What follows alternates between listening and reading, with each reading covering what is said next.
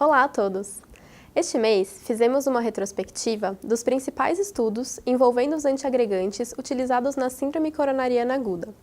Vimos que o clopidogrel, o mais clássico deles, foi estudado nos casos de infarto com supradesnível de ST em ambas as estratégias de reperfusão, sendo amplamente utilizado na prática clínica. Já os mais modernos, como ticagrelor, prasugrel e cangrelor, foram estudados no contexto da angioplastia primária, havendo a necessidade de estudos no âmbito da terapia fibrinolítica. Essa foi a intenção do TREAT Trial, o estudo mais recente sobre o tópico, que foi apresentado no início do ano no American College e publicado no JAMA.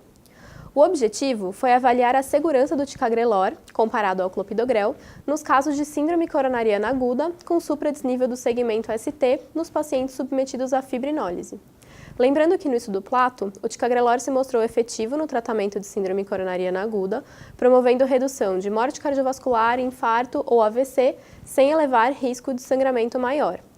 Porém, foram excluídos os pacientes que haviam realizado fibrinólise há menos de 24 horas. O TREAT incluiu, portanto, pacientes menores de 75 anos, com eventos agudos com supra de ST que tiveram início dos sintomas há menos de 24 horas e que foram tratados com terapia fibrinolítica. Foram excluídos os pacientes em uso de anticoagulantes orais com necessidade de diálise e os com anemia e ou trombocitopenia importantes. Foi um estudo multicêntrico, internacional, realizado em 10 países, randomizado, aberto para o tratamento, mas cego para os desfechos.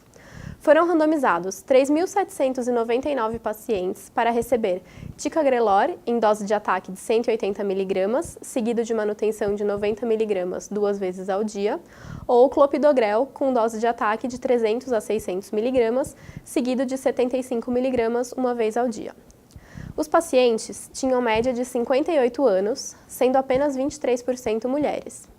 Tiveram uma mediana de 11 horas após a fibrinólise até a randomização, e quase 90% dos pacientes receberam uma dose de ataque de clopidogrel antes de serem randomizados. O desfecho primário avaliou sangramentos maiores, segundo a classificação TIMI, e demonstrou a não inferioridade do ticagrelor. Quando utilizados outros critérios, como o Plato, Trial e o BARC, o resultado se manteve. Nos desfechos secundários, não houve diferença em sangramentos fatais ou intracranianos, porém houve mais sangramentos mínimos pela classificação do Plato Trial. Também foram explorados desfechos de eficácia, compostos de mortes cardiovasculares, infarto ou AVC, além de outros como isquemia recorrente, AIT ou eventos aterotrombóticos e mortalidade geral, avaliados em 30 dias. Todos os desfechos foram similares entre os grupos, como os vemos no gráfico e na curva de Kaplan-Meier. Antes da conclusão, algumas ponderações devem ser feitas. É importante atentar ao baseline para entender a que pacientes o estudo pode ser aplicado. Os incluídos nessa análise apresentavam baixo risco de sangramento, sendo pacientes menores de 75 anos e com predominância de homens. Também é importante notar que, devido à alta porcentagem de uso de clopidogrel pré-randomização, o estudo reflete principalmente a não inferioridade na troca do clopidogrel para o ticagrelor. Assim, o estudo conclui que em pacientes menores de 75 anos, com síndrome coronariana aguda com supra de segmento ST, a administração tardia do ticagrelor após a fibrinólise foi não inferior ao clopidogrel quanto a sangramentos maiores em 30 dias.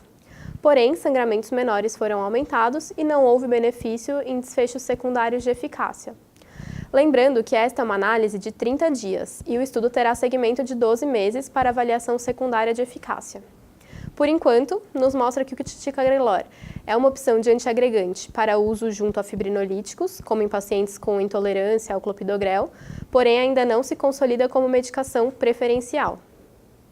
Até mais!